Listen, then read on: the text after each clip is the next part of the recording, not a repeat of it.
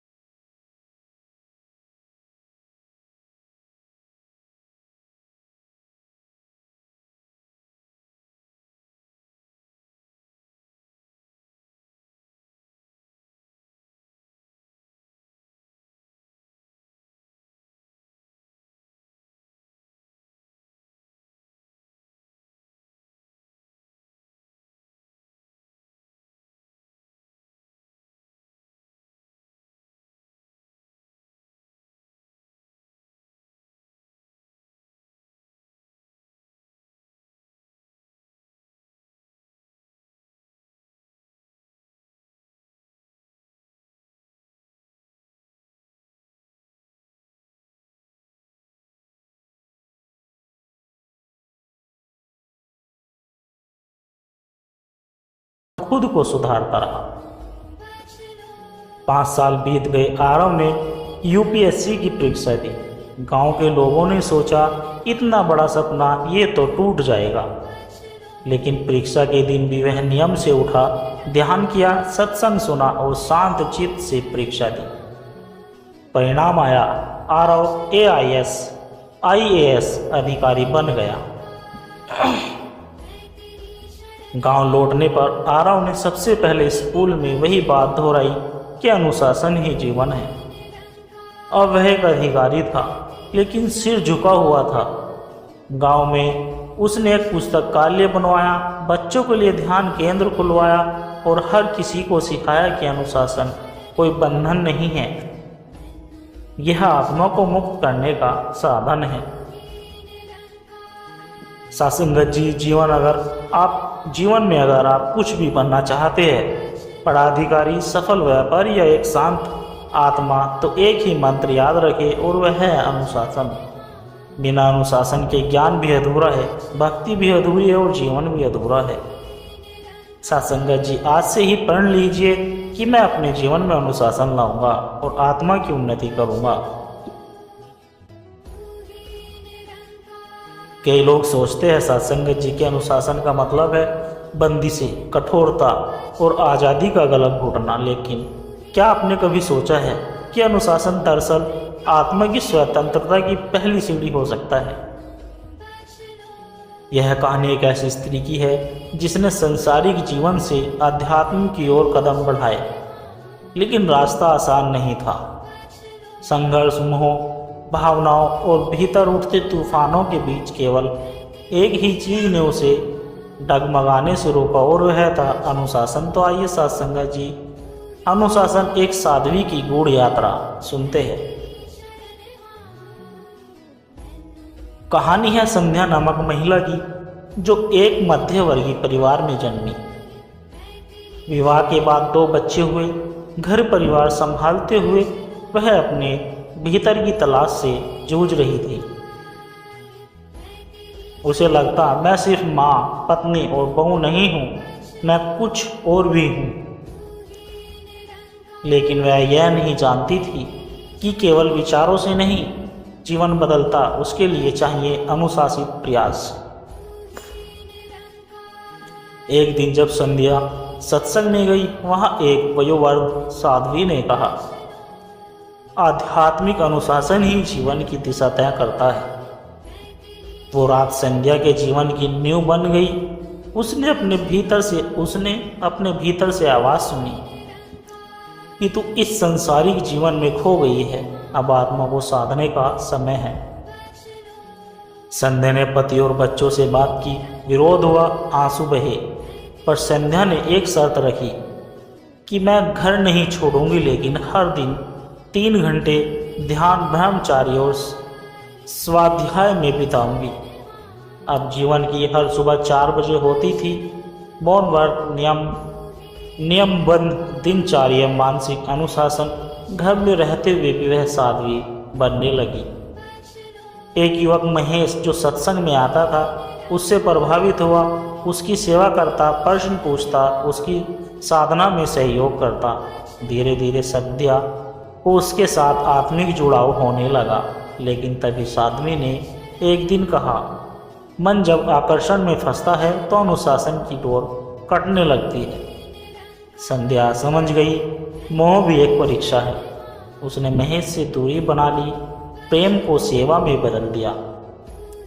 अब जीवन में बाहरी अनुशासन था, लेकिन भीतर बार बार प्रश्न उठते, क्या मैं सही हूँ? क्या ये रास्ता मेरा है?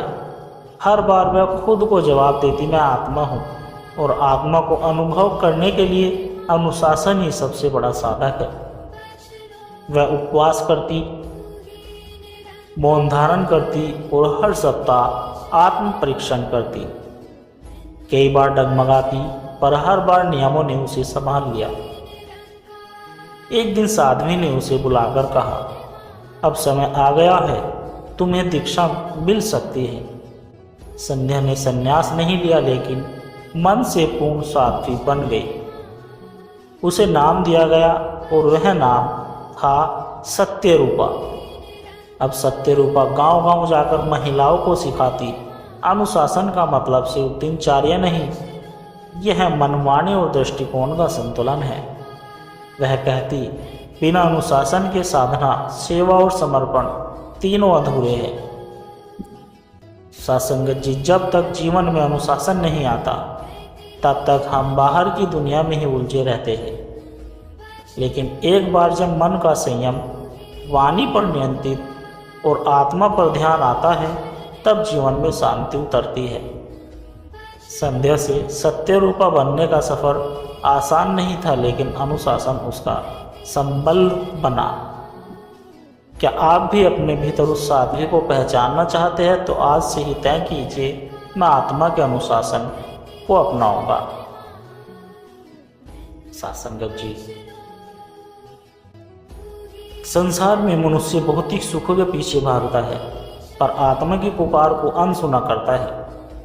लेकिन जब आत्मा स्वयं जागती है तो एक नई यात्रा शुरू होती है, जहाँ न धन साथ होता है, न रिश्तों का सहारा, साथ होता है तो बस ईश्वर का नाम और आत्मा अनुशासन। आज हम सुनेंगे एक ऐसी आध्यात्मिक कथा जो हमें बताएगी सत्संगत जी कैसे अनुशासन आत्मा को परमात्मा तक पहुंचाने का सेतु बनता है। तो शांत हो जाइए और सुनिए अनुशासन आत्मा की शुद्धि का मार्ग। सत्संगत जी, ऋषभ एक 40 वर्षीय व्यवसायी जिसे दुनिया ने सफल माना, लेकिन उसका मन अंदर से हमेशा खाली रहता। धन था, परिवार था, प्रसिद्धि थी, पर आत्मा अशांत थी।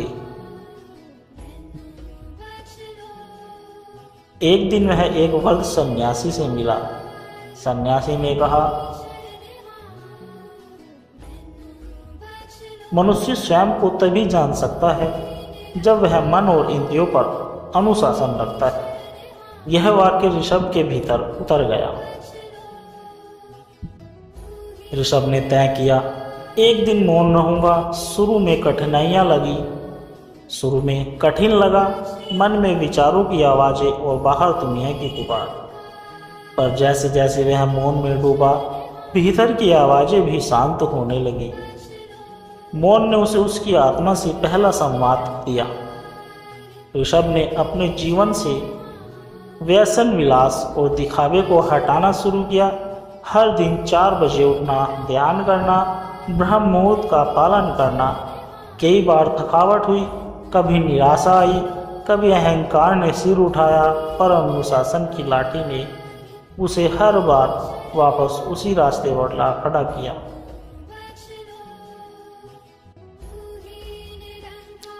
एक दिन उसने सन्यासी से पूछा, मैं ध्यान करता हूँ, नियम भी रखता हूँ, फिर भी आत्मा शांत नहीं।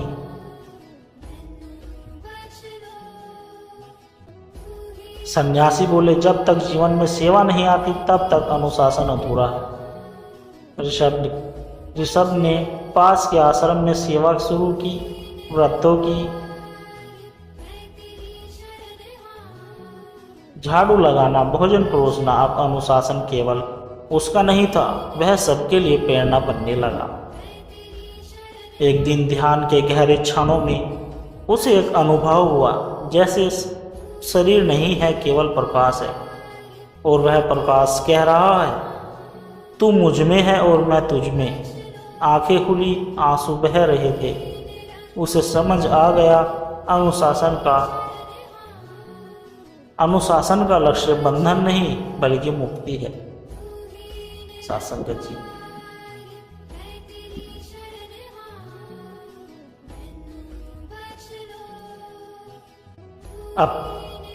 अब वह समाज में लौट आया था, लेकिन एक बदला हुआ व्यक्ति। वह अब दुकान नहीं चलाता बल्कि ध्यान केंद्र चलाता, जहां हर सुबह लोग आते, मौन बैठते, सेवा करते और अनुशासन सीखते। ऋषभ कहता, अनुशासन वही दीपक है जो अज्ञान के अंधकार में आत्मा को राह दिखाता है। इस संसार में अनुशासन केवल कड़ी मेहनत का नाम नहीं, यह आत्मा के परिष्कार का माध्यम है। अनुशासन वह अग्नि है जो मन के विकारों को जलाती है और आत्मा को प्रभु के दर्शन योग्य बनाती है। सत्संगत जी,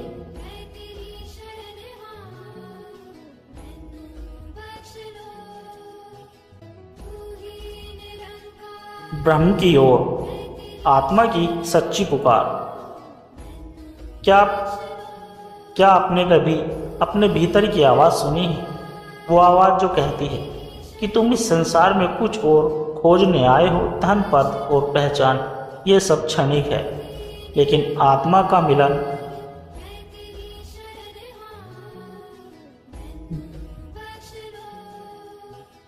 ब्रह्म से वही है जो स्थायी है। आज हम आपको एक ऐसी कहानी सुनाने जा रहे हैं सत्संगत की, जिसमें एक आम मनुष्य दुनिया की भीड़ में खोकर अंततः अपना शाश्वत सत्य को खोजता है, जो केवल अनुशासन, सेवा और समर्पण से प्राप्त होता है। सत्संगत जी, कहानी का नायक नयन एक शहर में रहने वाला इंजीनियर है। उसके पास सब कुछ है, अच्छी नौकरी, परिवार और सुख सुविधाएं। पर हर रात वह बिस्तर पर यही सोचता है, मैं कौन हूँ? क्या केवल यही जीवन है? एक दिन उसे एक छोटी सी किताब मिली। जो स्वयं को जानता है वही भगवान को जान सकता है। यह वाक्य उसके जीवन की दिशा बदल देता है। नैन एक केंद्र पर जाता है जहाँ साधक कहते हैं प्रभु तक पहुँचने के लिए सबसे पहला साधन है अनुशासन। वह अपने जीवन में बदलाव करता है। सुबह ब्रह्म मुहूर्त में उठना, मौन व्रत रखना, हर दिन ध्यान और ईश्वर का नाम जपना, झूठ, व्यसन, क्रोध और द्वेष का त्याग। शुरू में मन विचलित होता है, लेकिन धीरे धीरे उसका हृदय शांत होने लगता है। उसकी पत्नी शालिनी को लगता है कि नयन किसी अंधविश्वास में पड़ गया है। बेटा कहता है, पापा अब पहले जैसे नहीं रहे। नयन के भीतर संघर्ष होता है, क्या मैं गलत हूँ? क्या प्रभु की खोज में संसार छोड़ना जरूरी है? लेकिन ध्यान के दौरान वह सुनता है कि ईश्वर को पाना है तो संसार में रहकर वैराग्य लाओ, भागो मत, जागो। एक दिन एक संत का प्रवचन सुनने जाता है। संत कहते हैं, तुम ईश्वर को नहीं पा सकते जब तक मन, वाणी और कर्म तीनों एक न हो। नैन उनसे दीक्षा लेता है। गुरु आदेश देते हैं कि हर दिन 2 घंटे सेवा करो, 2 घंटे साधना और शेष समय में हर कार्य में ईश्वर का स्मरण रखो। नैन मंदिर की सफाई करता है, वृद्धाश्रम में भोजन बांटता है और जरूरतमंदों की सेवा करता है। उसे अब दूसरों की आंखों में भगवान दिखने लगता है। वह कहता है, मैं आज पूजा नहीं करता, मैं जीवन को ही पूजा बना चुका हूँ। एक अमावस्या की रात ध्यान के दौरान उसकी आत्मा प्रकाश से भर जाती है। वह देखता है उसका स्व लुप्त हो जाता है और जो बचा है वह केवल ब्रह्म है। वह रोता है, पर वो आंसू दुख के नहीं, पूर्णतः के होते हैं। अब उसे समझ में आता है, ईश्वर कोई बाहर नहीं बैठा, वह तो मेरी श्वासों के बीच था। मैं ही अज्ञानी था जो पहचान ना सका। सत्संगत जी, संसार ब्रह्म है और आत्मा उस शक्ति की खोज में भटकती है। लेकिन यदि मनुष्य अनुशासन, सेवा और समर्पण को अपना मार्ग बना ले तो परमात्मा स्वयं सामने आ जाता है। नैन की तरह